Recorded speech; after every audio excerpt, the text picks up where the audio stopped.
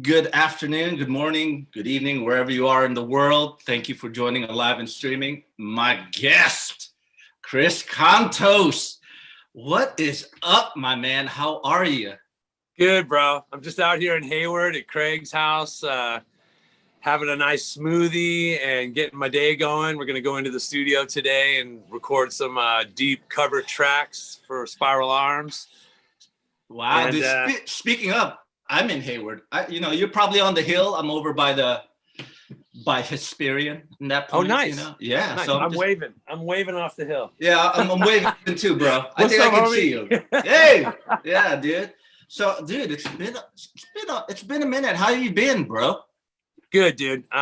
Just the whole thing's been a bit of a mind fuck, with having the tour canceled and kind of we were in full swing, right? So, just trying to stay busy.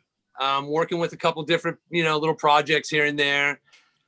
Absolute savior is having that electric drum kit at the house, dude, to stay busy and stay sticking, and just hanging in there, dude, surviving the apocalypse, man. I totally hear you, man. We're doing our best to survive the apocalypse. Totally. It sucks, but there's some positive and silver linings to it, Yeah. I guess it all depends on the individual. If you just got to find it, whatnot. Yeah, exactly. Now, so I was told you're like the brains. You can remember shit.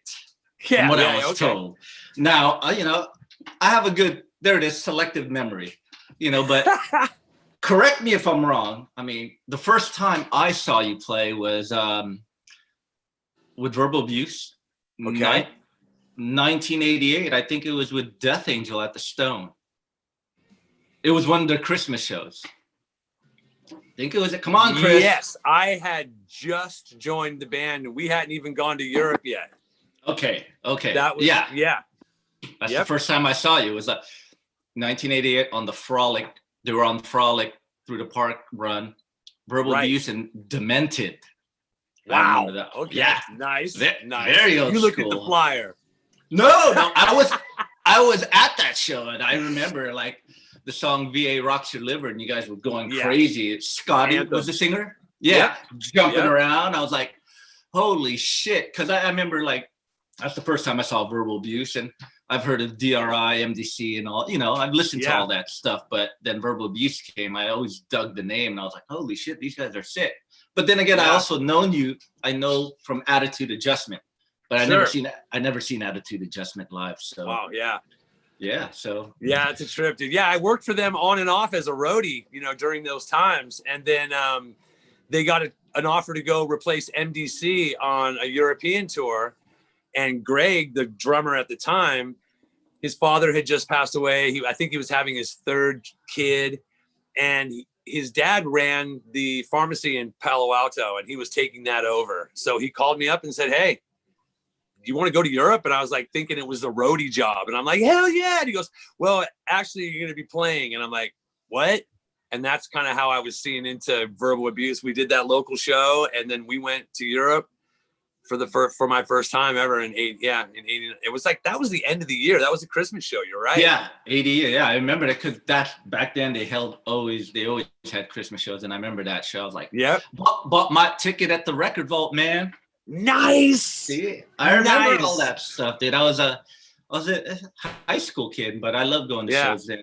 Dude, you're I always wanted to ask you. Your whole history has been with punk rock band, right? Now, is Machine Head your first metal band that you helped start from the ground up?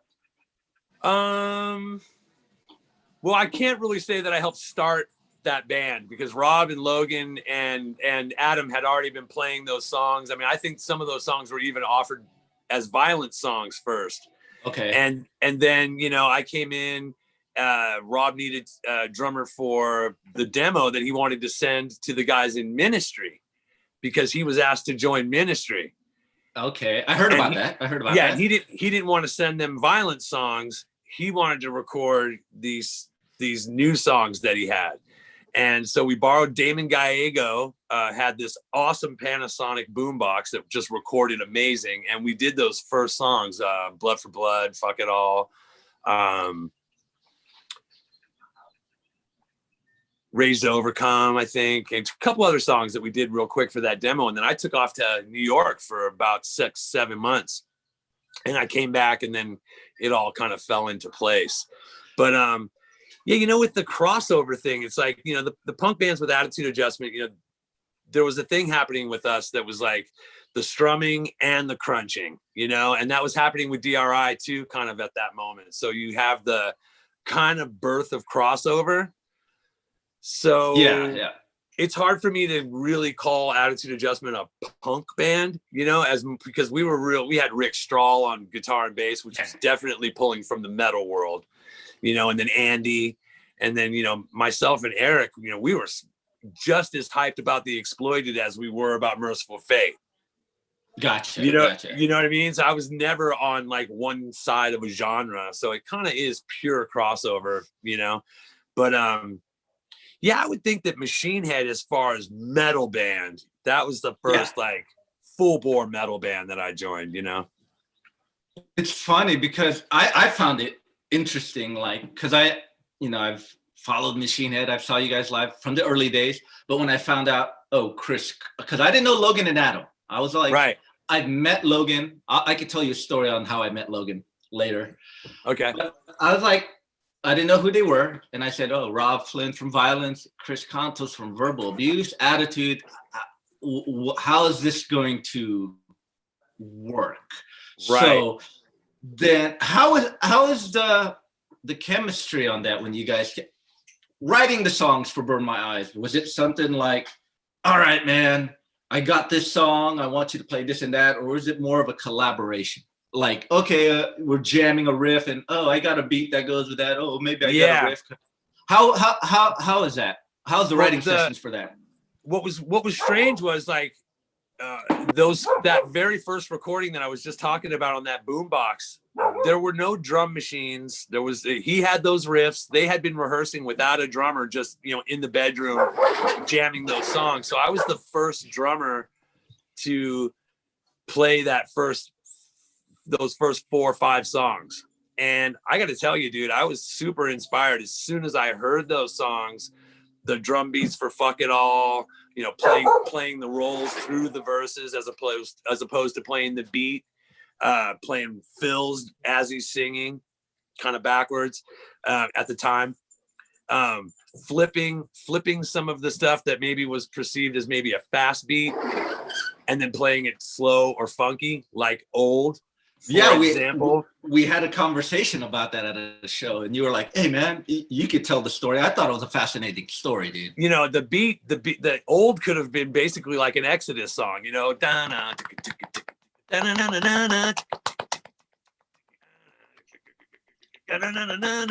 I was like, man, what about zoom zoom,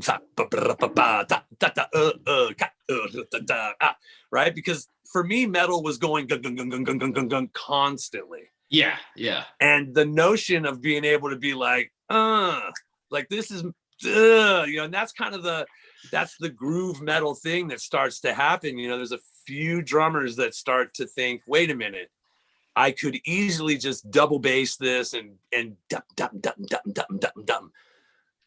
Let me test myself here. Let's see if I can make people move in a different way besides just fist bang mania, you know? Yeah.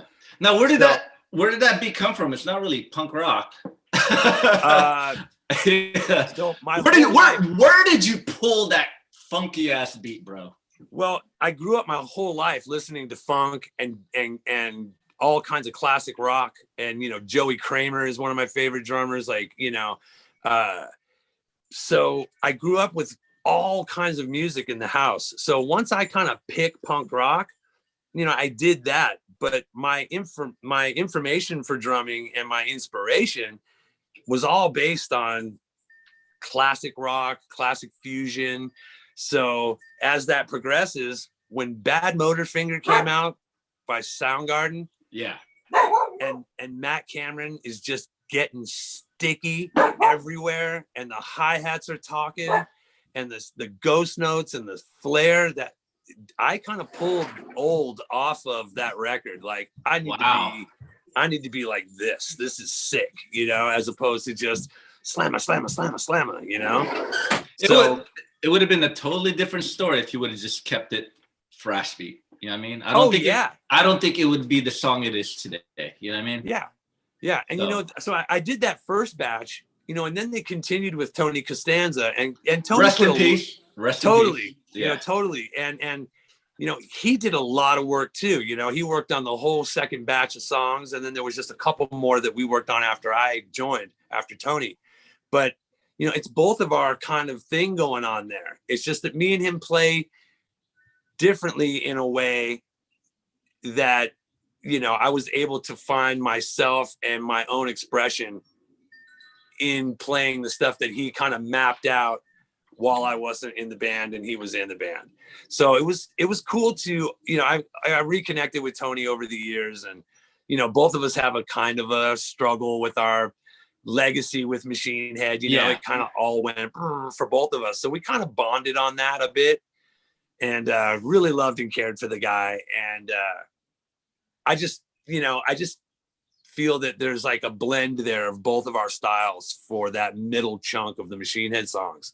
Yeah. So, yeah, there's inspiration from him too. You know, it's undeniable. Yeah. I mean, dude, yeah, I'd never seen Machine Head with Tony. I only seen him with you. But do you think like you just took what he did and just added your own flavor on top of it? Yeah, I think maybe if you had to point a stick at it and say, well, it's this versus this, I think I got a little bit more busy with the stuff, and tried to work the dynamics, you know? Yeah, I hear you. But, you know, his participation in the band is short. So, I mean, I think he was still finding what he really wanted to do with the songs. Hadn't been able to live with the songs really after being recorded. You know, he didn't, you know, I had lots of time to rehearse it and stuff before we actually recorded. So, yeah, man, that's the thing. It's that whole first record is a blend of two drummers kind of making that happen. And then I just kind of came in and was lucky enough to be on that record, which is a mind blower that people still even trip on that record, you know?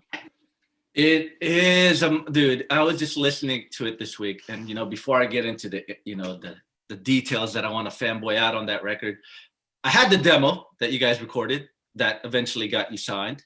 And I remember talking to you at the Omni when you guys supported Possess. You were at the backstage door. We were having a chat. You go, bro, we're getting signed to a big label. I can't tell you who it is, but it's gonna be awesome.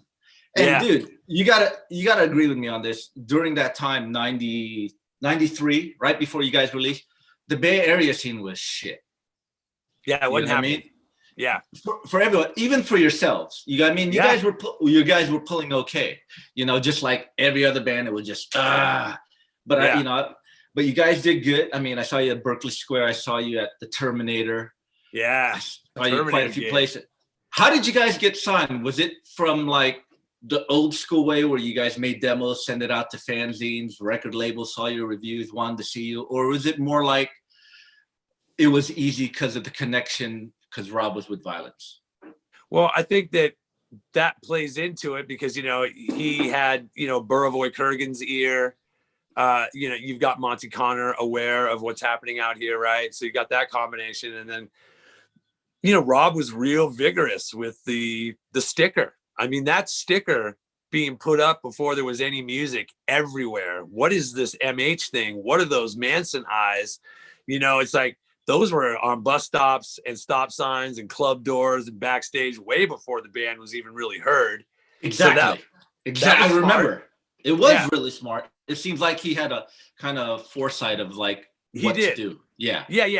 And then, you know, I mean, nothing for nothing that, you know, Buravoy Kurgan calls up Monty Connor and they listen to that thing over the phone twice.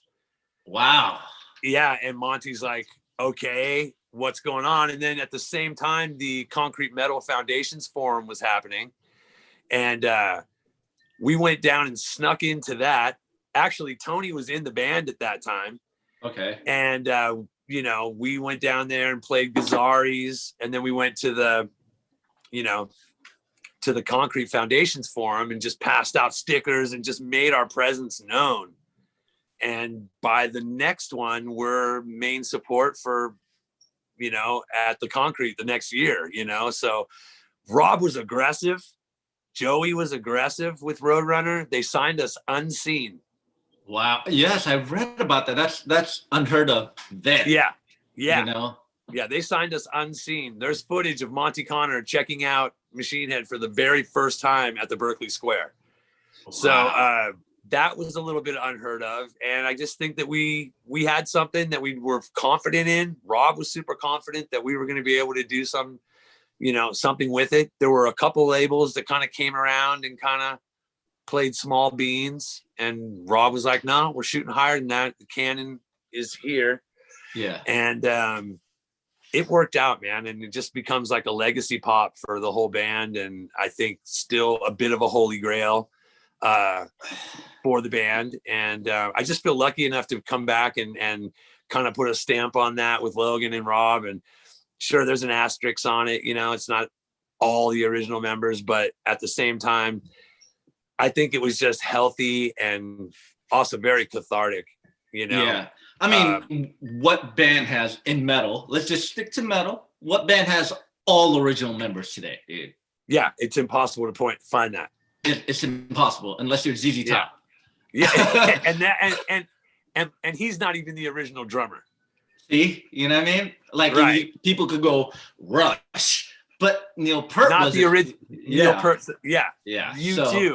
You too. Actually, Bono's brother played bass in that band before. I'm forgetting his name, but yeah, it's almost impossible to find all original members. Yeah, but dude, when you guys recorded at Fantasy Studios, dude, the production holds up till this day, dude. One thing about that album, the songs, the production, and the sequence. Oh, dude, when that came out in '94, there was two albums what I thought was a breath of fresh air for metal because thrash was dying. It was pretty much almost way underground. Death metal was on the rise. You know what I mean? Yeah. Burn My Eyes and Fear Factory's Soul of a New Machine was a breath of fresh air in that time. Sure. Chaos AD. I got to put Chaos AD in there too. Okay, yeah, Chaos AD, but that was a breakthrough album, but some people, the elitists might go, no, bro, Beneath the Remains, Rise, sure. But I get where you're saying with Chaos AD. I totally get it. But Burn My Eyes. I feel you. Yeah, Burn My Eyes, it was refreshing. I mean, it had the Bay Area crunch. It had some hardcore and hip hop, but when I was like I said, I was listening to it this week, I go, man, there's a punk rock vibe, but those beats are just blistering metal, bro. Blistering metal. I was like, what the fuck? I mean, I've talked about it on tour with our sound guy, Tilo, which you probably know Tilo. He was like, dude, it's amazing. The drumming on that was sick. How was that? How was the recording? Were you guys like? I was super, super ready to go.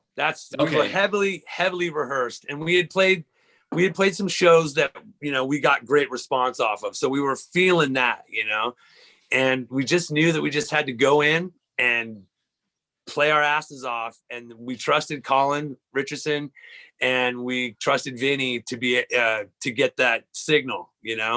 Wrestled with the guitar tones for a couple days or whatever. Changed some things. I think we used Testament's 5150s, if I'm not mistaken. I think Eric brought down his 5150s, and there was just a thing that happened with like the mids, and the guitar tone. All of a sudden, we were just like, "Oh shit!" Like okay. And then, like I said, I was super prepared, dude. We set up the drums on one day, and then the next 3 days, I crushed those drum tracks, and stuff was coming out of my hands, bro. There's fills on that record that happened that one time only as it was being tracked. Wow. Like, one thing that kind of like the two prominent rolls before the breaks in Davidian. In between between the verses and whatnot. Exactly, dude. Those two rolls, never played before, flew out of my hands. Wow. Dude, That sounds People like think they're like heavily written, Was that just something like that just came to you right there, or were you going, what am I gonna do, dude? Like, did you have something planned, or? Well, that's the kind of thing, like, I've got a lot of Keith Moon in me.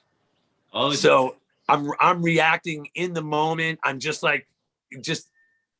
that's why I'm maybe not the best for teaching standard drums because I'm really into the moment and the magic that you can create off of, inspiration.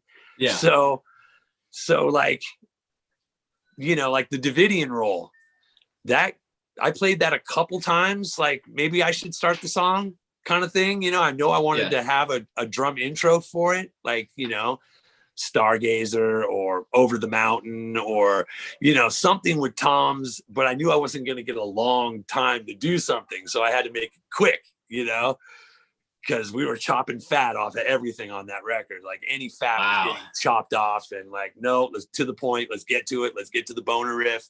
So, I like that, dude. The boner riff, that riff that just, when that riff is like gives you. I like that boner riff. I'm gonna use that. Yeah, just don't go too far away from that. Surround it. Make it happen, but stay there. Kind of a Pantera theory in a way, or even. Gotcha. So it was a fast and furious like 4 days of drums, dude, where it just was kind of blinding. I mean, they were pushing me. I'd finish a track, and they'd be like, "Nah." Got a little messy. I'm like, let's go again. Because this is before Pro Tools, dude. We're working on 2-inch fucking reel to reel. Wow.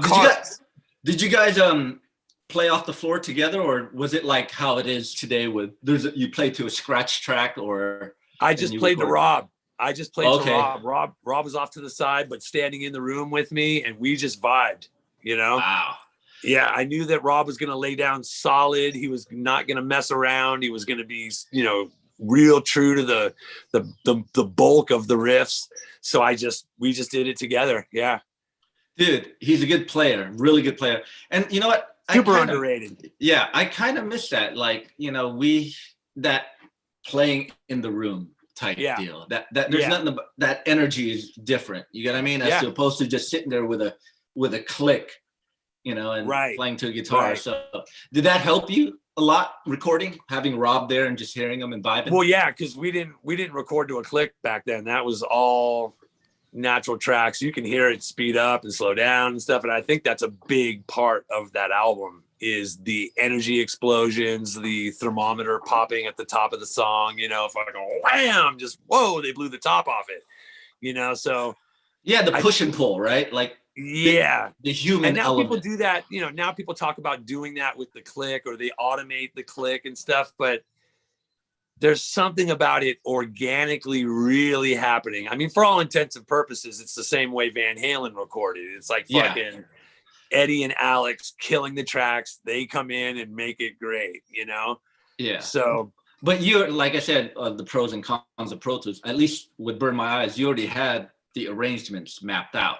It was mapped out, so you didn't have to go, man, could we just add another verse here? Right. You guys went in there. This is it. Let's record it. Let's capture it. Right. So, yeah. The only trickery there is on that record is this guy came in with this program for the computer that would align.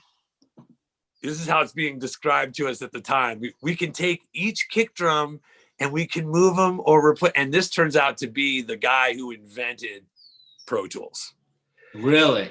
Yeah. And they painstaking. This is like the most arcane, like early version of this tool.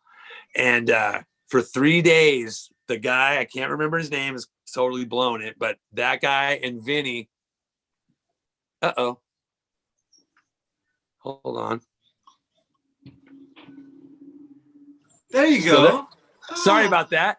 Hey, it's technology. Hey, we're talking about technology. Continue. Continue. So yeah, they painstakingly realigned the kicks. They tightened up the kick drums. There was, one time I guess hit a couple weak ones, didn't really bang the cymbal, so they just poof, dropped that in, and we were baffled.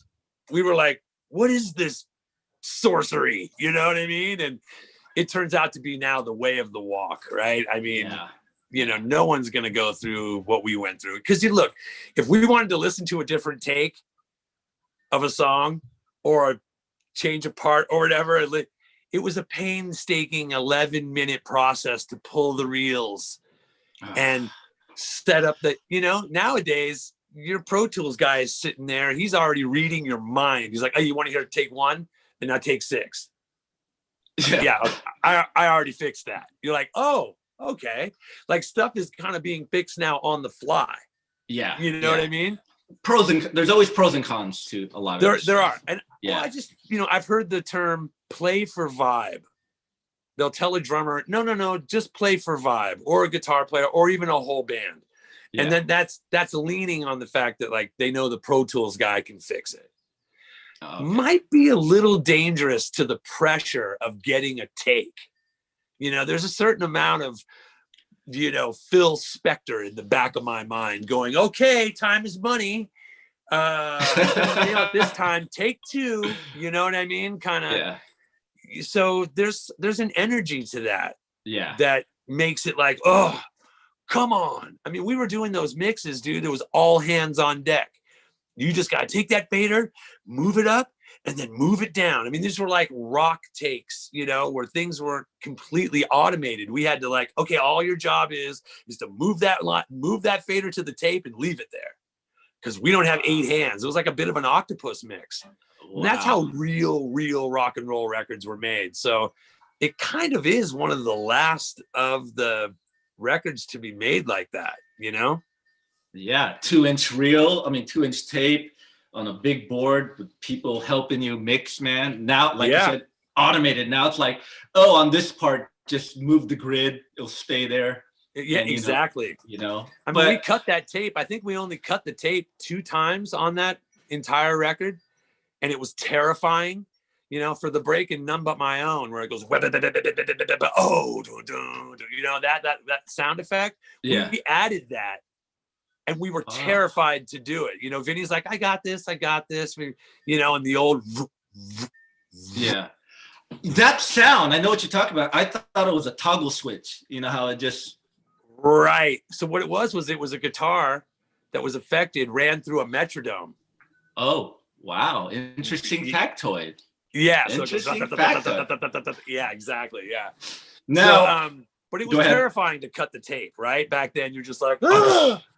And then you hear about the Black Album, which they say the Black Album is blue on the other side, right? Yeah, they cut a lot of that tape. Right, so you flip the tape over and it's all editing tape.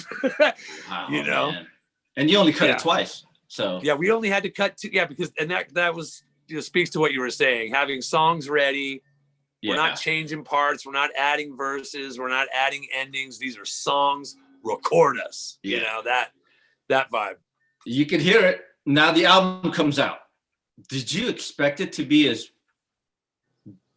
like big as it did in that time? Because you guys, the first tour, Napalm Death Obituary. You guys opened that. Yeah. Then you went to Europe with the Mighty Slayer. It seemed like things ramped up for you for that album. It did. I was raised in the rock industry. My dad was in the music industry and a songwriter, idol maker, arranger. He was social. He put a lot of people in bands. He introduced Skunk Baxter to Steely Dan. He used Timothy B. Schmidt a lot for high vocals, and then was part of them kind of because he worked with Poco, kind of Timothy B. Schmidt meeting the Eagles and stuff. He discovered the Shirelles. So I saw a lot of the rock approach and a lot of how that goes and what it takes to bust a band out. Yeah. And I knew we were getting all the special touches. I knew that the record label was doing what it takes to break a band. So I don't mean to sound egotistical, but I knew what was coming because I knew what was being put into it. I knew the ins and outs of a record deal that big. I knew that this was going to be pushed in a significant way. I saw the press docket, what we were going to be doing. I knew we were going to break. I don't want to sound obnoxious, but I just knew that we were going to get a fair crack at it. And that put the pressure on. then it was like, okay, now show up and blow up, bro. You know what I mean? Like, you're getting the push, you're getting the exposure. Now make it happen, right? That was like the stair step for me, and it was flattering and incredible to be asked to go on that Slayer tour. You know, because you guys did the Slayer tour in Europe, but you guys came back and were headlining places that you guys did with Slayer, right? Was that? Yeah, because we did Europe and then we did the States. Yeah, I saw the States one at the Henry J. And then I think we went back and did something crazy, like sold out 60% of the same venues that we just played with Slayer in Europe. So we were like, boom, all right, there it is. Now, like I said, it comes back to just performing, get it done. And, you know, insane, it was crazy, dude. You know, we knew we had that Slayer tour before we went out. Wow. You know, we had Obituary and Napalm Death pushing for that tour so hard, and we were on that tour knowing that we had the tour already. Wow. You couldn't say nothing, huh? Couldn't say nothing, and it was kind of agonizing. I mean, I love both of those bands to this day, and I love those guys. But I always felt a little guilty, you know, about that, you know, kind of, it was just like, oh man, like, because they were pushing, you know, they were having meetings about how they were going to get it done, and their management phone calls and stuff. And we were just like it was a little tense, man. But I bet, but you know, if they were put in that situation, they would they'd do the same thing. Yeah, of course. And I've talked to Barney. I've talked to Barney about it. You know, I've talked to, you know, Trevor about it, you know, and stuff. So, I mean, it was just, you know, it was just weird. It was just weird, you know, but all part of that big push that was happening for us at that time, you know? Yeah. Let me ask you a personal question on this tour. I mean, you guys, that lineup, you, Logan, Adam, and Rob, you guys, that was your first tour together as Machine Head. I mean, you've done like out of town shows together and blah, blah, blah. And they always say, and I go by this, you don't really get to know anybody until you tour or live with them. The things come out like, all right, we're on tour, and all of a sudden, like, who are you? Yeah. Okay. Well, obviously it fucking imploded, right? I mean, you got two guys in the band that have never been in a real band before. And then you got two fucking like rams, me and Rob, on the top of this fucking mountain. And we just, you know, we're 20 something years old. We don't have the fucking arsenal of knowledge and wisdom and how to, you know, deal with our emotions. So things started to fucking just kind of corrupt, and the file got all fucked up, and we fucked it all up, you know? And not even an antivirus software could have saved your corrupt file, right? No, gotcha. There was no pulling it back. The hard drive was damaged. But, you know, it was all part of, like, I wouldn't change any of it, because it all becomes what happens with this now, right? Yeah. So you got to look at life as like, you're kind of exactly where you need to be at every second. Yeah. You're supposed to be right where you are. I mean, well, you did the tour, Burn My Eyes, and you know, you parted ways. And did you still do music? Because the only thing I know about what you did after Burn My Eyes was The Servants. That was years later, though. No, I joined Testament right away. I was in Testament for 2 years, wrote with them, toured with two states tours with them. I didn't even know that. I thought you joined Testament when they changed their name to Dogface Dog or something. No, that was actually my idea. So we did those Testament tours, and like you were saying, the scene in 96 was done. Yeah. So I'm not going to diss Testament, but I think they were in a very strange place. We had James Murphy, Greggy on bass, Eric, Chuck, and myself. And they basically didn't get to tour low too much. And they were like, look, we've done all of our old songs.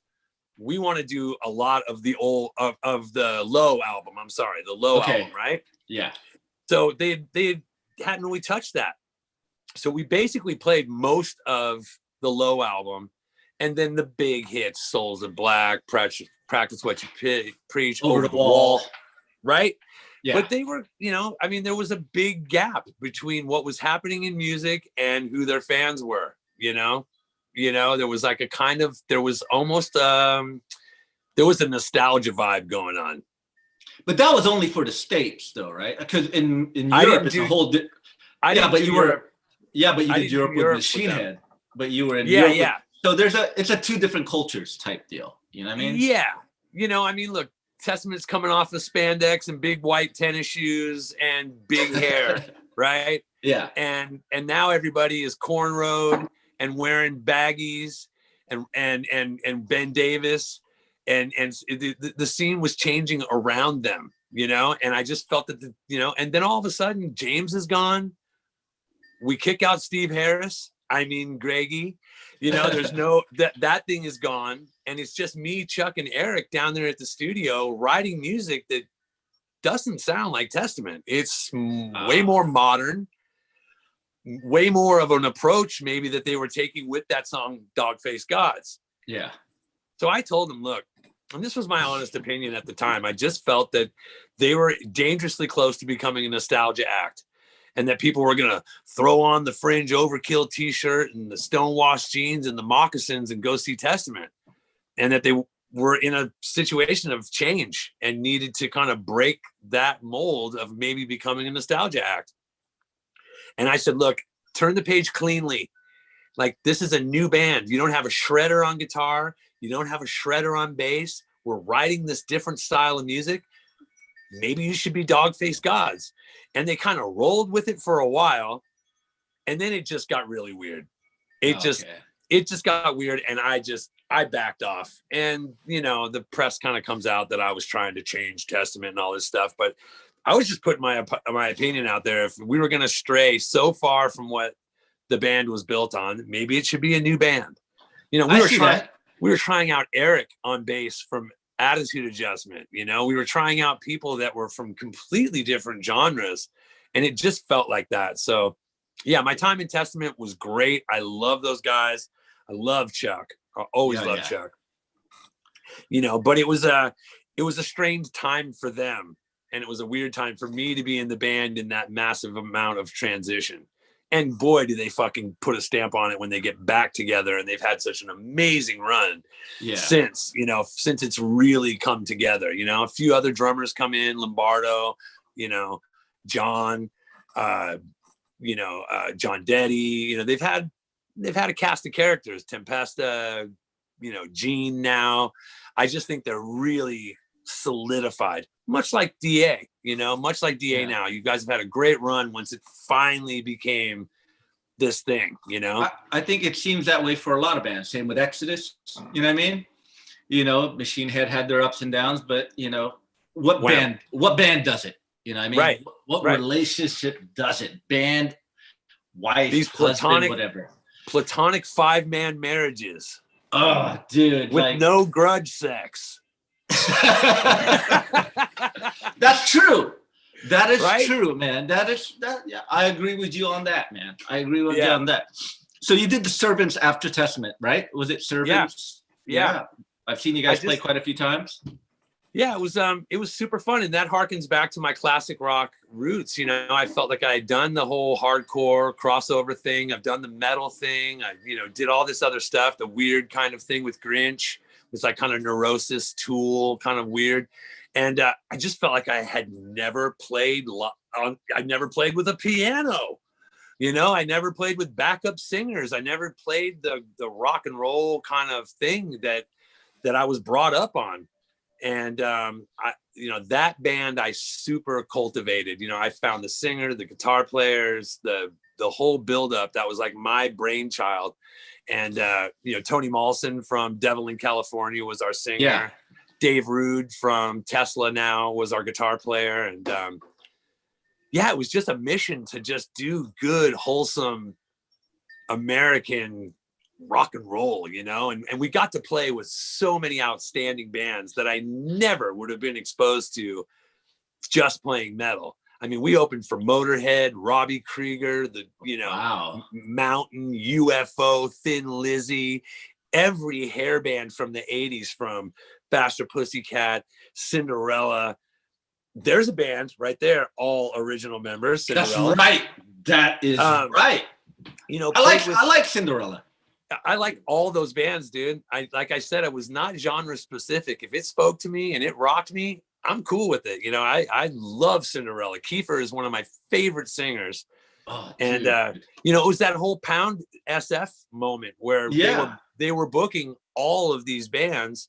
Was it Cinderella, Servants, and Swarm? I think was it. Yep. I was there. Exactly, bro. How did he fit that piano on stage? Right. You know what I mean? Like, yeah. What the hell? And they sounded so good, and they were kick ass. They were kick ass, you know. And then, you know, playing with Motorhead and having Phil and Lemmy watch us from the side stage, like as long as they could before they had to get ready, and then go downstairs into the backstage at the American Music Hall, and Lemmy sticks his head out the door into the hallway, and he goes, "Chris." And I go, "Yeah." And he goes, "You guys are the first real rock and roll band we've played with in 15 years. Wow. And I was like, "What?" And I said, "I'm quoting you." And he goes, "Do what you like," you know. But to get that to get that rock and roll stamp from Lemmy, you know, and that time, those moments in the Servants were really rewarding because I got to get out this whole thing that I had in me the whole time, you know. Yeah, man. Was it an adjustment for you going from metal to a totally different thing with, you know, a piano, a singer? Was it a hard adjustment for you to get into? No, because like what will trip people out is like if somebody like listens to a Machine Head song and like, what were you thinking right there? The answer might trip them out. I mean, the answer might be, well, I'm kind of feeling Fleetwood Mackie right there, if you know what I'm saying. And they're like, what? So like my influences and my textures come from places that people might think, oh, that's Tom Hunting, but I'm really thinking Billy Cobham. Okay. Well, right? You know, influences come from anywhere, even just as simple, like you said, Fleetwood Mac, whatever he does, you might make it your own type deal. Right. You know? Right. Yeah. So being, like I said, so into rock, I played and learned how to play drums in headphones. I didn't have a drum teacher. I don't read tab. I don't read music. I'm not even super versed in rudiments, right? It's all based on big headphones playing the records. Van Halen, The Who, The Stones, Kiss, Alice Cooper, into the heavier music, you know, and then I'm, you know, by the time I'm 16, I'm on my you know, mission. But it really wasn't hard to be in the Servants. I think it was built up in me so much that when I got in those songs, and the songs we were writing were kind of quality, I feel. And so you just do your thing, you do that rock thing, you know? Man, so you don't read music. I don't either, but you just went off feel what felt good for you. I've always done that. And just went for it. Whether you fuck up or not, you're just going to go for it. Right. And that's pure honesty. You know, that's art. Yeah, it is. That's the art part comes in then. Another rock band. Yeah. Spiral Arms was right after. Am I right? Right. Speaking of Spiral Arms, you're doing some stuff with Spiral Arms. We talked about it before the live chat here. How's that feel to get back into the Spiral Arms? It's cool, dude. We hadn't played together in 12 years. You know, I was in the band for a while, 2007 to 2010-ish. And we left a lot of music on the table that we were working on. We recorded a lot of music. We did some great shows. We went out and played in Belgium at the Grass Pop Festival. But again, like you said, band jive and band life, it starts to just go like that. So we hadn't been in the room in 12 years. And unfortunately, Tim's brother, Greg Narducci, passed away. And his favorite song was In the Light by Led Zeppelin. So Tim reached out, and we all just buckled, you know, and just had a good cry and said, let's go in and record this song for Greg and just do a tribute, and just we'll get this mourning process started, and then we'll complete it, and then we'll shoot rays of light at it, you know, musically. And so we went in and recorded that, and it just got our heads wrapped around like, wow, we all fucking play together incredibly. And we nurture each other in a way in the studio that's kind of unique. And we kind of want to all be there, and we all get into each person's part, and each person looks to the rest of us like, am I doing it? You know, am I hitting the marks? You know, and it's very, very humble and very organic in that way. Yeah. So we decided to keep doing these covers, hopefully leading to us touching some of this stuff that we left on the table, that are originals, you know? So right now we're doing Moonlight Mile by the Rolling Stones off of Sticky Fingers. And then we're doing Maybe I'm Amazed by Wings, Paul McCartney. Wow. Yeah. So we're going deep. We're going deep track. We're going, you know, if it's beyond lofty, let's go there, you know, as opposed to just, you know, picking standards or picking hits, you know? Yeah, the safe route. I get it. There's certain times, I mean, I go back and forth with that. Like, yeah. I like playing the hits. Every now and then doing the deep cuts is cool, but you know, we've done deep cuts live where you just see people go, what the hell? You know? Yeah. And you know, mostly it makes you feel good inside. You're like, yeah, I love this song, but it doesn't really, sometimes it doesn't translate to the crowd. Yeah. I don't know if these are really going to be intended for like, for Spiral Arms being intended for like live consumption. These are definitely like recordings, you know, to be enjoyed, you know, listening to, you know. Yeah. I mean, you can do that with your own songs. Your own deep tracks can drop people, you know? Yeah, true. But you know how it is. Spiral Arms did, I want to touch upon that later, but what I really want to touch upon now is you took a break from music to ride BMX, right? Yes. Yeah. Yeah. Dude, now is it something you got into, or is it something you've been into as a kid and you decided to revisit it? Because I remember BMXing in the early 80s. Yeah. I do. Yeah. I do.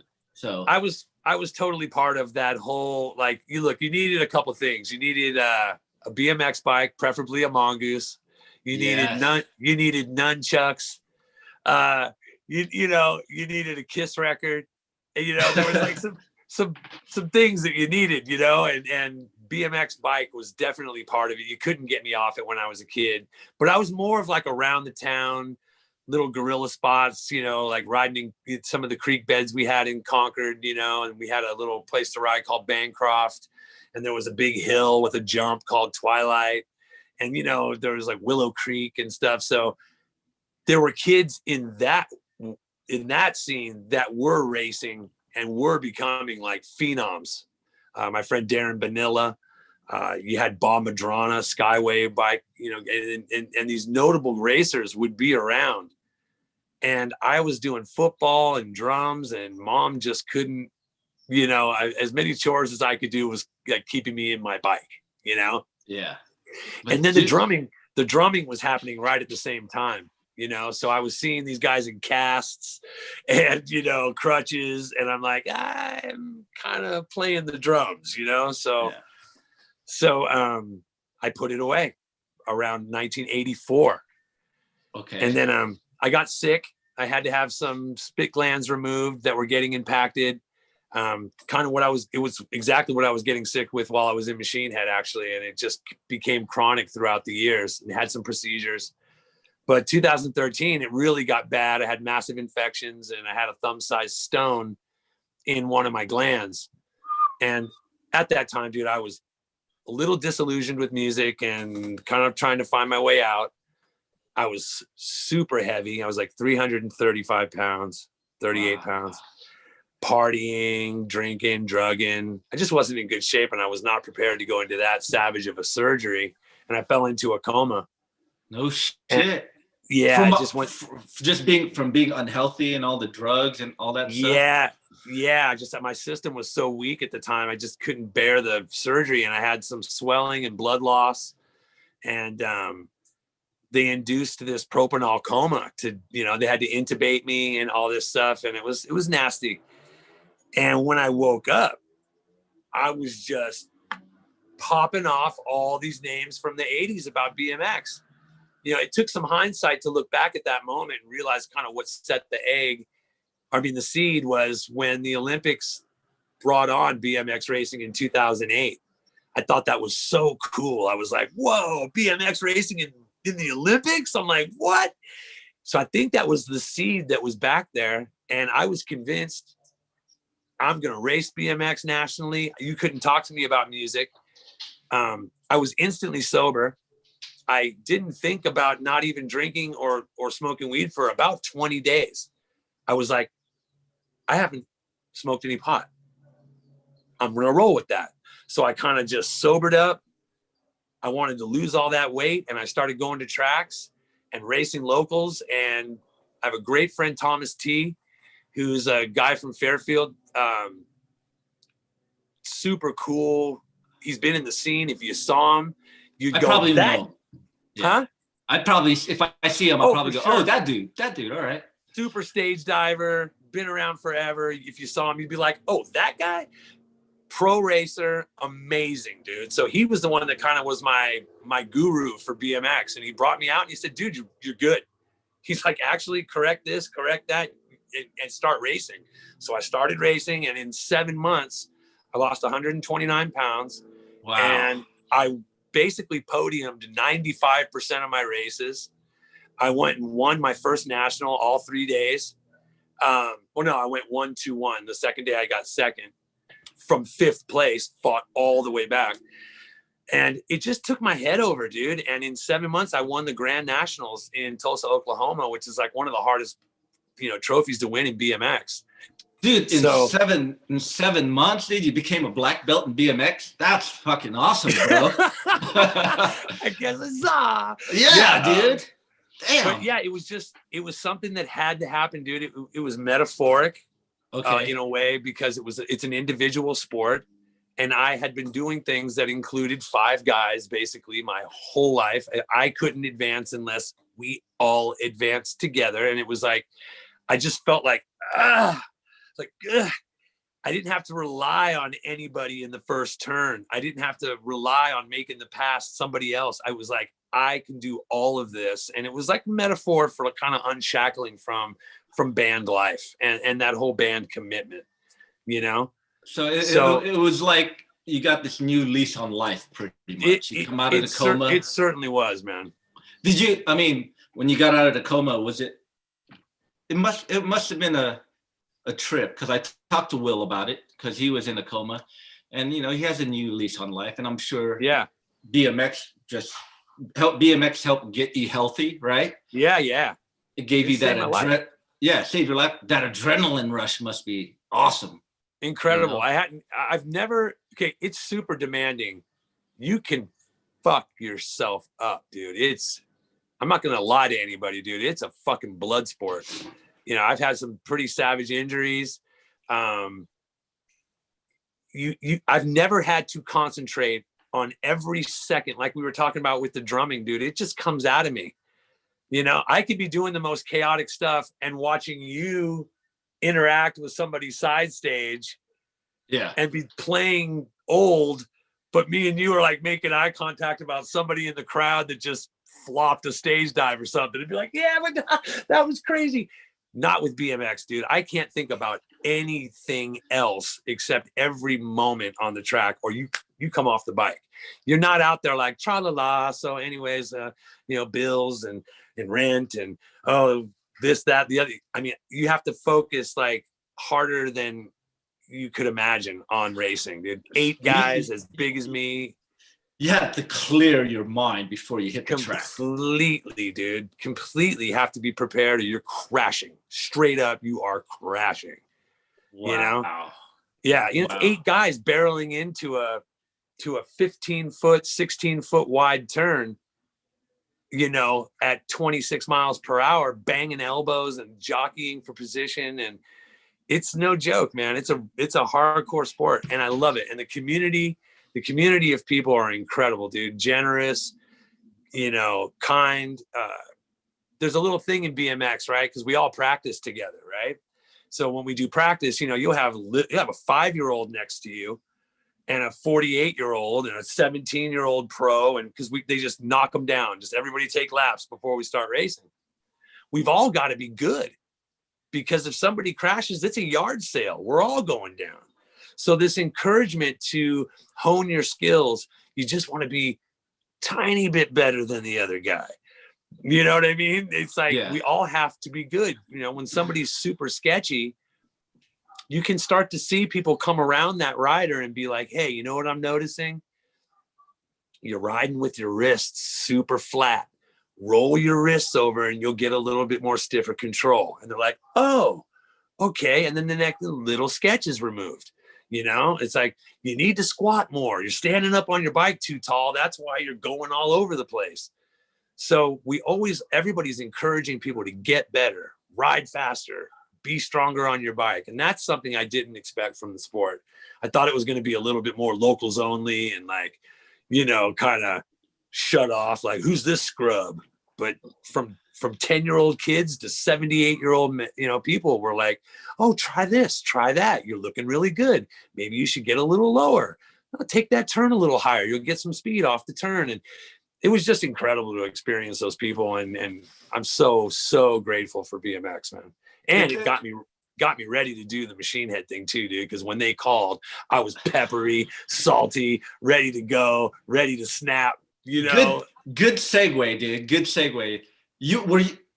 Before I segue into that, you weren't playing drums at all when you were BMXing, right? No, I completely put music away. So you get this phone call to do the 25th anniversary Burn My Eyes. You're probably on the street or jumping some ramp, you know, not even focusing on anything, doing a wheelie on your mongoose down the street. You get this phone call. Were you expecting that? I mean, you haven't talked to those guys in a while, and here you are getting a phone call going, hey bro, we're gonna do Burn My Eyes anniversary. What do you think? You haven't played drums in years. You're competing in this BMX thing. I mean, how did you feel? Like we were talking about earlier, the little bit of rock knowledge and rock insight that I have. When those guys left Machine Head, I was like, okay, countdown. I knew they were going to call. I knew from the minute those guys left the band that I was going to get a call from Joey or Rob. My socials blew up. My email blew up. I had family members calling me, telling me, dude, did you hear? Did you hear? Did you hear what just happened? I knew that we were going to come back together. I was also very aware that it was our 25th anniversary. Wow. And so when Rob called, I held the phone away from my head and said, bye-bye BMX. What's going on, Rob? You know, really? Because it was that easy to give up BMX as you were drenched in it for so long. For this? Well, you know, you left. You were kind of jaded off music at the time, bro. You know what I mean? Yes. Yeah. Well, actually, I mean, I understand how the perception would be that. I feel like I got out and took that break right before I was truly jaded. I was I was disillusioned with the way things were working and how the customer was taking its music in and how the art was being perceived by people who pay us to sell drinks. And I was starting to bounce off of all these different parameters with music, and it freaked me out. Okay. So I felt like before I hated the instrument, I took that perfect timing break. But when Rob called, dude, for one thing, I always wanted to crush the bad blood between me and Rob. And I felt like we both did. I had this feeling that this can be fixed. Like, I don't want this anymore. And it was like black tar sitting in my gut. And when we had that first meeting that first night, dude, I know that we both just pulled out this black rot that we had held on to for so many years. You know, we both said things to each other that we never expected to hear about how we felt about each other and how much loss we felt from it. But when you're 25 and then it goes on and then it goes on, it goes on and on, it just becomes a terrible part of your life almost, you know. And to be able to crush that with Rob was a major, major part of it. You know, if, like I've said many times, if that night was just to have that meeting about just doing that, like, I need to get this out of my life. Yeah. It would have been super worth it, dude. It was that cathartic, just that 4-hour dinner talking about maybe doing this. But I was all in from the phone call, dude. Wow, dude. Wow. Now, having to jam these songs again, pun intended, was it like riding a bike? Yeah. Was it? I freaked Rob out, right? So our very first rehearsal, there was a snafu with the drum delivery. A couple things didn't come, so I couldn't set up the kit. But me, Rob, and Jared were down there. Yeah. The first time we jammed together, I played on my knees, my thighs. Wow. Air drumming on your thighs, huh? Yeah, they turned down, and we fucking played. I played on my legs. That's the first time, right? And then the next day, which was like a Monday, we set up the drums. The delivery came, set up the drums. I rocked through the set. Rob said we're going to do 4 songs. We played the whole record. He was like, wow, you're really prepared. I'm like, yeah, it's weird because I haven't played these songs since Argentina 95. Wow. And he's like, what? And I go, I have not played one of these songs all the way through since 95. He's like, no way. I'm like, yeah. And I haven't played my drums really in 4 years. And he was just like, okay, what the fuck? Fuck you. You're fucking stupid. What the fuck? You know? And I said, yeah, I mean, who's going to ask me to play a Machine Head song? Like, I think the other band members, the people I've been in bands with since, they're kind of like, nah, I'm not going to bring it up. You know, so it just, and I've shown some students, you know, the Davidian or old, how did you do that? You know, and a couple little things here and there, but yeah, dude, getting in there and having that stuff just fly out of my hands was weird. It was weird, but cathartic. Yeah. Majorly, you know, like, dude. It was like you reconnected. Feeling that thing that me and Rob do, dude. Me and Rob release in a way. We kind of anticipate and push and pull off each other. That, like we both said, that's a component that is unique to the way me and Rob play, you know? And then Logan just fits in with that glue, that weird avant-garde, unorthodox kind of alien playing that he does, these weird picking lines and stuff. It was hearing that stuff again was just magical, dude. And I didn't even expect Jared. That guy, I love Jared so much, dude. Yeah, he's such a great player, great dude. Great player, but like such a great dude. Like full on bromance, dude. I'll straight up just love the guy, dude. Love him. He's your man crush? He's my man crush. Oh, damn McCurkin. Yeah. Dude, speaking of Burn My Eyes BMX, you sent me this photo and I got to share it with everyone out there. What is this, bro? Bro. Okay. But so come on, bro. I mean, you rode your bike. That has, dude, with all the stuff on stage, the lights and some pyro, if any. Come on. Could you explain that, bro? Okay, so what we were doing for the song Nation on Fire, it gets to that middle section before the fast part, you know, this nation on fire, right? Yeah. So we do red lights looking like fire and everything. We blow the pyro. And then Rob would ask the crowd, I want to see the biggest slam pit of the night. Circle pit, spread out, move back. I want to see the biggest pit of the night. And he would get the crowd going. And then he would look back and say, Chris Kontos, do you think they're ready? Well, each night I was doing a different skit. I would be up there with the whole couldn't be bothered vibe, right? Where I'd be like, in Milan, I had an espresso. In Paris, I had wine and baguette and cheese, you know, and he's like, oh, he doesn't think you're ready. He's having a baguette, right? So it became like an on-running skit, which actually put some pressure on the whole thing because I had to think of one every night. You know, I'd be playing cards with my roadie, or in England when we played the Brixton, I had a big ream of paper and Rob's like, oh, he's trying to figure out Brexit. You know, I'm like reading papers. So it became this cool skit. So when Oakland show came, I knew I was going to have about 50, 60 BMX friends there and teammates and compadres. And I wanted to give love to the sport that kind of saved my life and kind of made it so I'm there, you know. And I asked Rob, would it be cool if I threw my helmet on and grabbed my Supercross VX, you know, and come out and ride on stage? And he was like, fuck yeah, dude, I think that'll be amazing.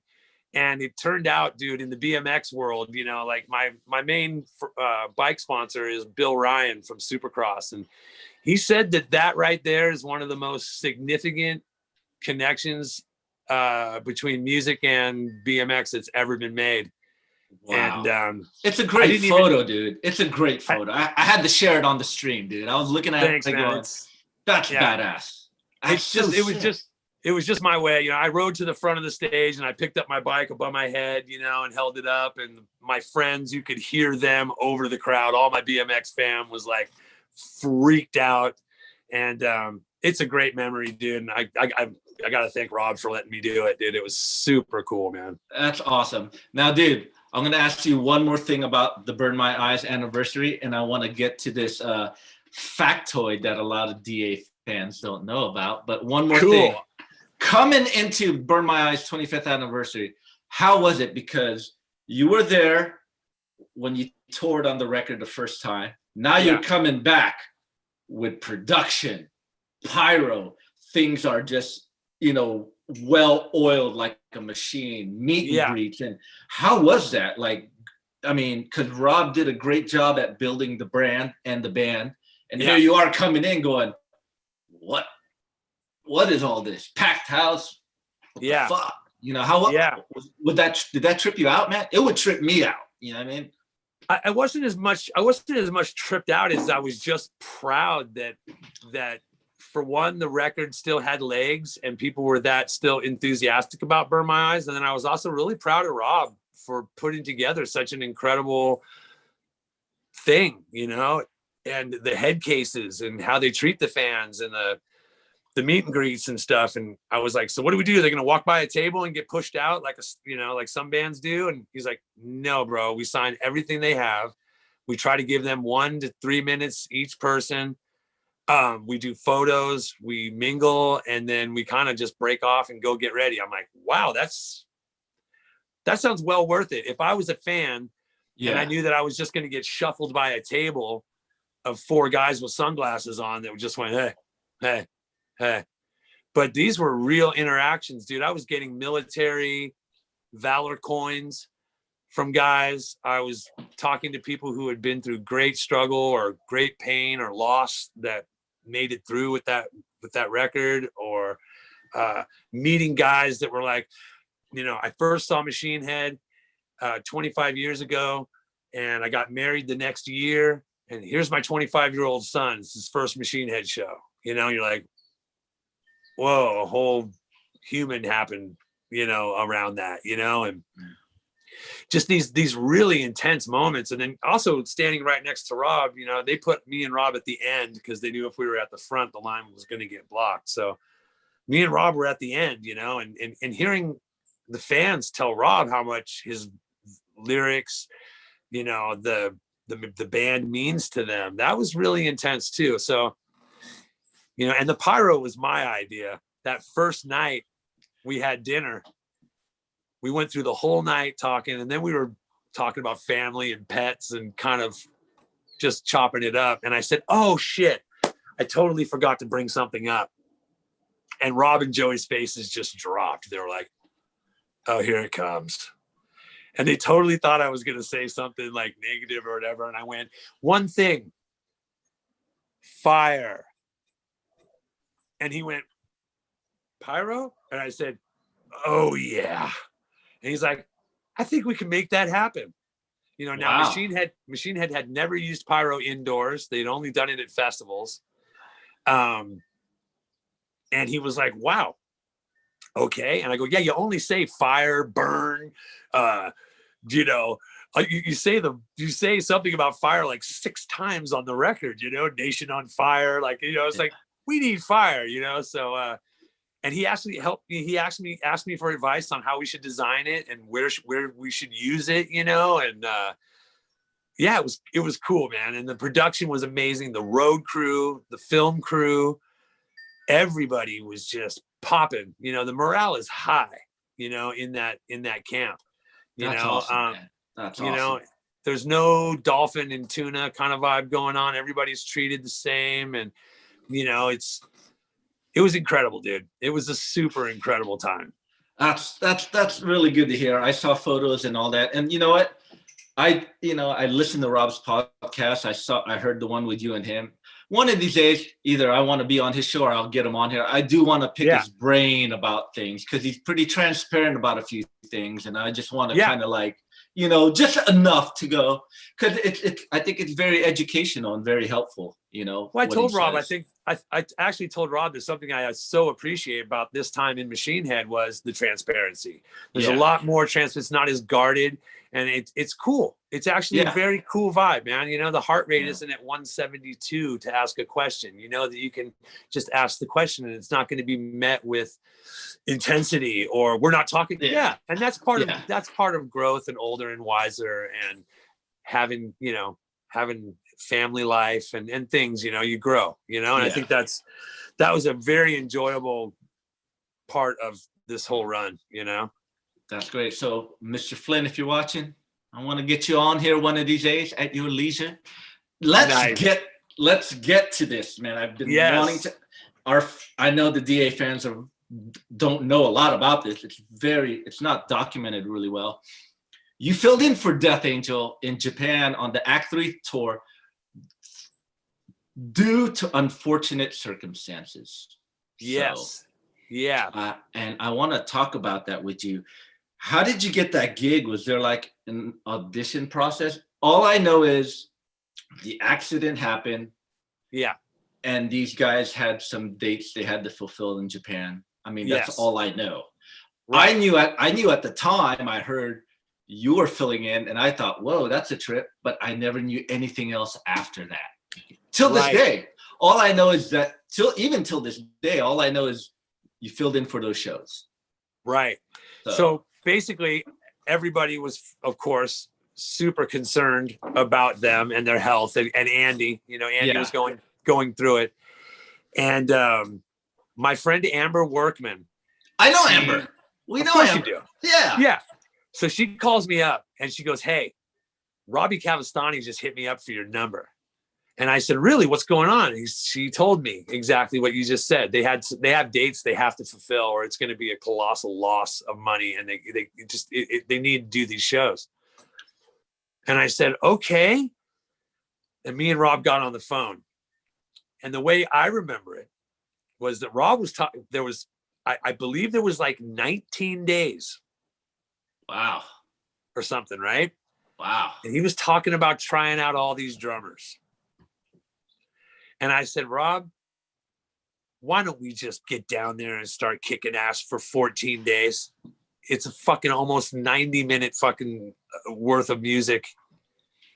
Let's just get tight."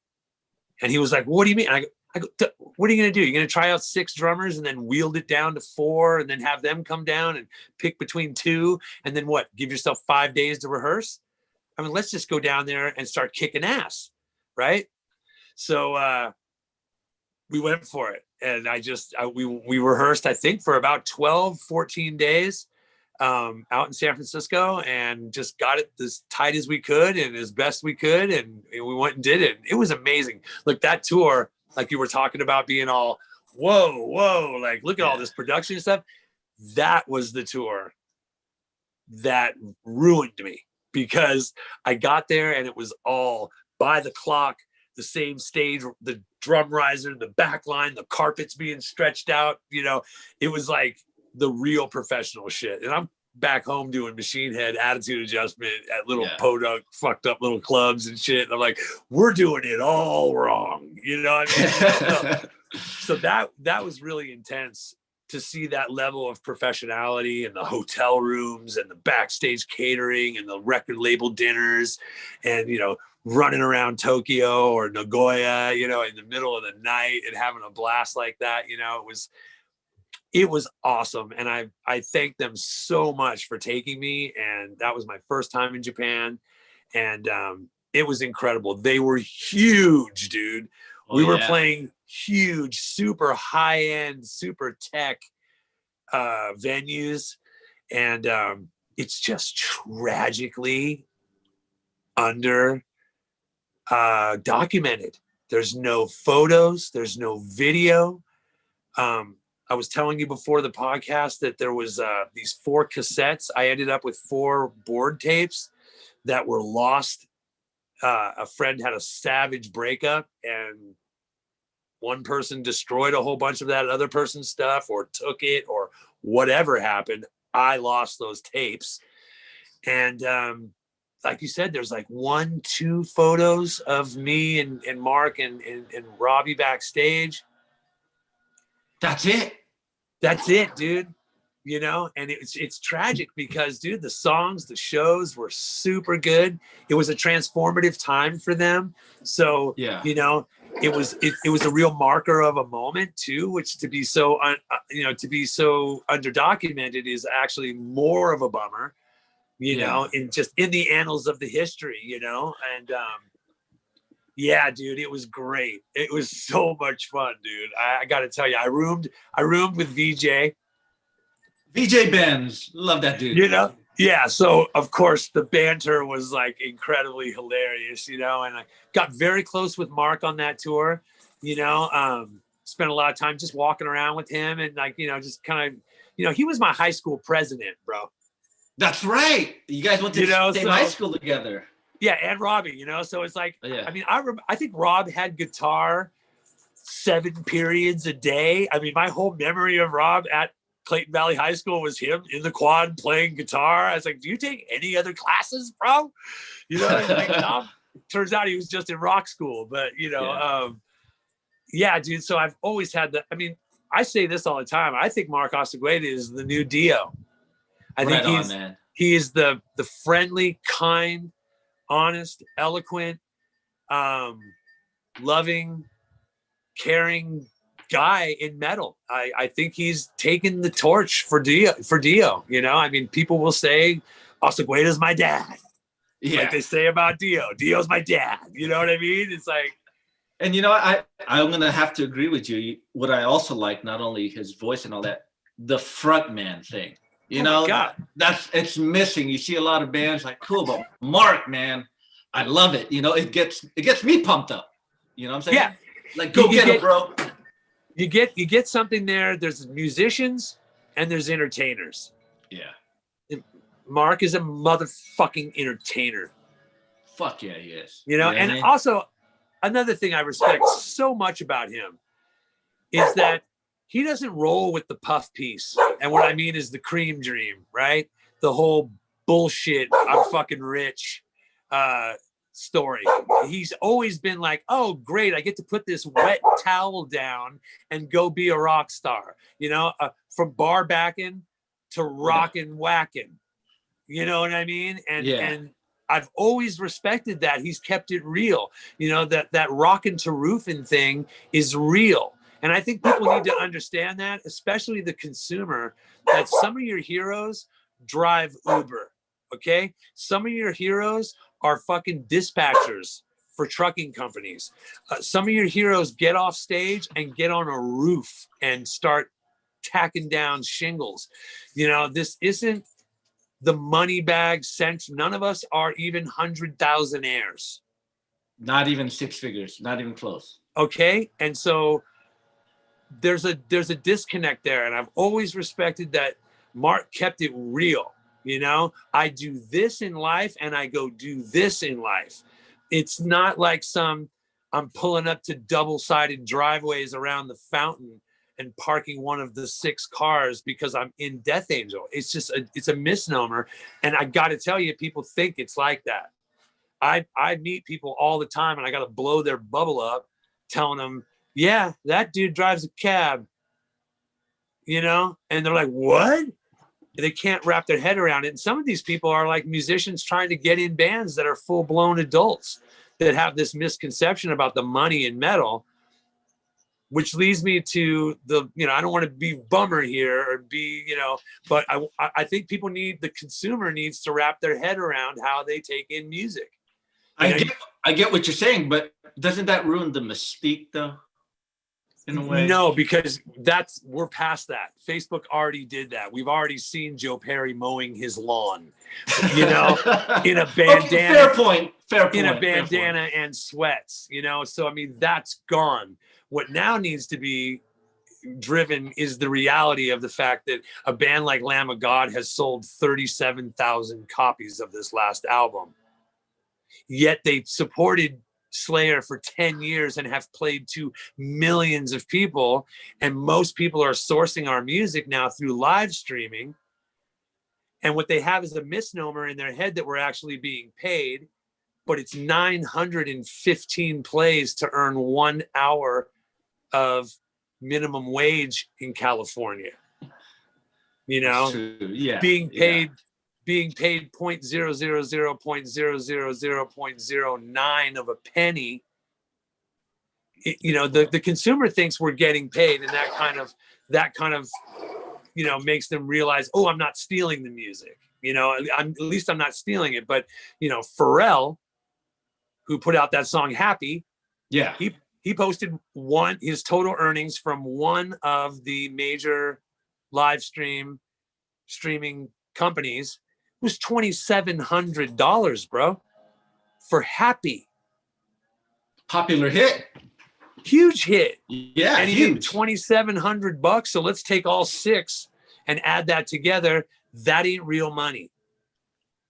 No. So I think that, especially in our metal culture, people should know better that we're down here like pirates, putting wax in the fucking holes in the bottom of our ships. I mean, I mean, the mystique is cool and all that, and it's cool to make people think you're driving a Maserati. But if you're not, clear be with honest. them. Be real, basically. Be real about it. That way, the consumer can gauge what they're doing. Like, oh, you know what? I actually need to buy a metal album because drumsticks are $10 a pair now. These guys all pay exorbitant rent in money and at their house to gift me music. So with a fragile thing like our culture, I think it's very important for bands to unwrap their head from the mystique, and because we're in a very dangerous spot right now. There's a trend in music where you come out of the box, you sell 25,000, and then 80% less of that number the second week, third week, 60% less of that number, and you're done. Yet millions of people access your music. That line, that scope has to change in order for our culture to survive. I really feel strongly about that. Do you have an idea of how to opinion on how to change it? I mean, because dude, the industry. Buy CDs, pay 99 cents a song, and if you only like 3 of the songs on the record, spend your $3. The streaming thing, I feel, is killing music. It gets it out, but then again, it doesn't get it done for us. And then, all of our costs now for touring, Carnet, Visa, all these prices are all starting to skyrocket, and people are going to be starting to say to themselves, wait a minute, I'm not stealing their music. They're getting paid. How come I can't see them on tour? There's no revenue for us to even do it. Yeah, when you said prices are going up, gas for the bus, that costs a lot. Everything, your crew, standard of living, everything goes up. But then again, let's discuss this real quick. You got me on a roll.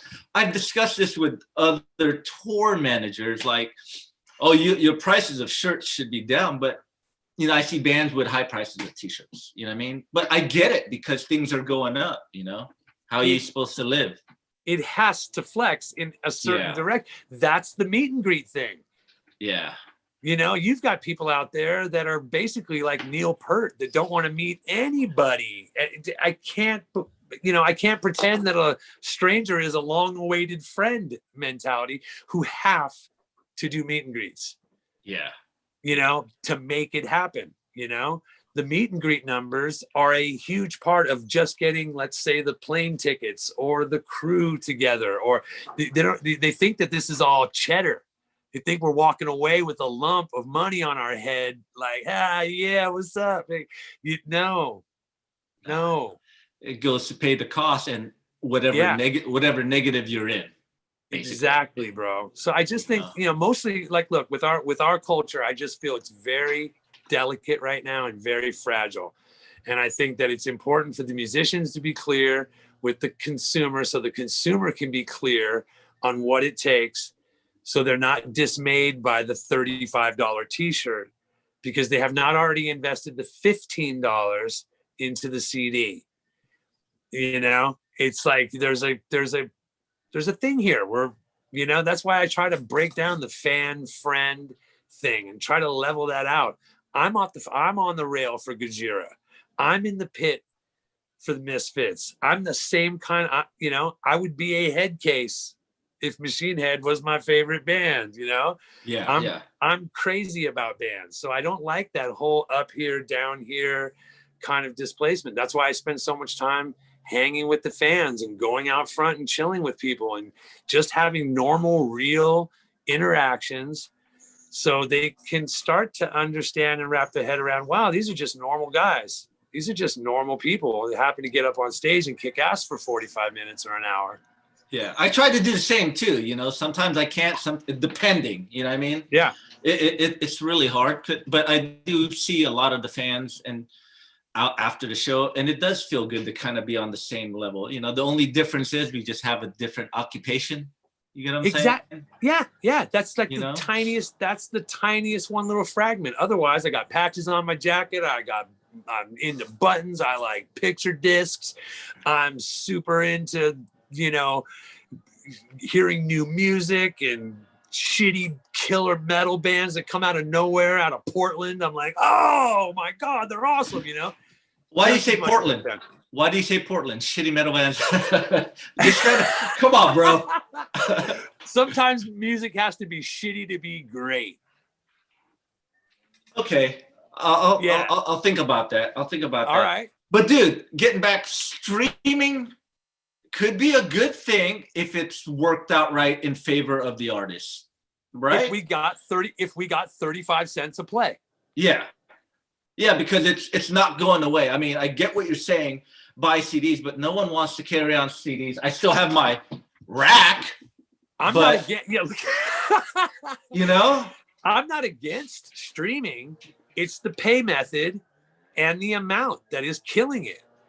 And I think that if the listener said to themselves, wow, they're getting 35 cents a play, that's awesome. It would create it would change the entire game for so many bands, dude. Now we're talking money that can drop the t-shirt price. Now we're talking money that can create revenue to come on tour more. Now we're talking about real money like it used to be for publishing in a TV show, radio play, all that stuff. Those were 25 cents, 38 cents, 46 cents. That was real money. Yeah. Now, if they could do that, then like you said, t-shirt prices will drop, ticket prices will drop. People could afford to go to more shows and not have to break the bank, pretty much. That's my only point, is that we need to get it right. And we need to be valued by these streaming companies. We need to be valued as musicians and artists. I just think putting a million zeros in front of a 0.9 is an absolute smash in the face. When I broke down the numbers, an intern makes more money at Pandora than any band on there. Yeah, that's insane. But you hear of these artists who I was just reading on Blabbermouth. I forgot what band. They said, "Oh, we make more money from streaming than touring." But I was just reading that article before we got break open the books. I want to see that in hard numbers. But do you think it could be certain bands do make money off streaming because they own their masters and they have more control? Well, that's a whole different level. If you can get it to that point, sure. Yeah. If you can get it like that, maybe it may pan out. I don't know what Ariana Grande's pulling, but I'll tell you what, if you're streaming a band like Bewitcher, you're kicking them in the nuts. Yeah. And all these upcoming bands who are trying to make it too. Not only bands like Machine Head or Death Angel, but you know, the bands like the Warbringers and you know all these young cats coming up. It's going to be hard for them. It sucks. Dude, 915 plays would be like, damn, we got 915 plays. And then you realize that, like I said, that's an hour's minimum wage in California. You're like, oh, we're never, but, oh. Oh, man. Totally, dude. Dude, we could, I do want to talk on for days about this. I got to go record. I know you got to go record. You got to go record. But I'm going to wrap it up. Chris, thank you, bro. One more question. Wait, I got one more question. Hey, Craig, let's just Red Hats. Red Hat brothers. Hey, before I wrap this up, one more question. What was the hardest Death Angel song to play for you? Oh, hardest Death Angel song for me to play. Well, I'll tell you one thing I kept fucking up all the time was the drum beat in Kill Is One. When it comes in, oh, that beat. Yeah. I would always go, poof, paf, poof, paf, poof. Back on the other way. But wow. Yeah, that was, you know, I mean, I felt like I was in a flow at that point. Like I was ready to do those songs. I really don't have memories of like having struggling too much with the music. You know, I really I had seen them play so many times, and I was, you know, into it. You know, it was just me and Andy play differently, so there was a little bit of a different texture. You know, but dude, you know, but yeah, that was super fun, dude. I bet. And Chris, I know you got to record some Spiral Arm stuff. Dude, thank you for coming on today. I really appreciate it. I had a blast. Dude, I had a blast hearing some old stories and stuff. I don't want to keep you. Maybe I'll get Craig LaCicero on one of these days. You know what I mean? Yeah, I'm sure he'd be happy to do that. Yeah. You let me know. I will, let me Craig. know. I'd be happy to rap with you. I would be happy to rap with you. I'll wear a different color hat too. Okay. Chris, have a good time recording. Right on. Dude, it's good to see you back behind the kit doing your thing and everything. And I hope to see you sooner than later. Right on, dude. I love you, bro, dude. You're a great fucking guy. And I'm so stoked you're doing your podcast, dude. Amen. Super stoked, man. Thank you. Love you guys. It's all about love during this time. Have a good time recording, and we'll talk soon. Love you, Ted. Right on, Craig. Love you too. Great, dude. Talk to you soon. All right, man. Right on. Peace.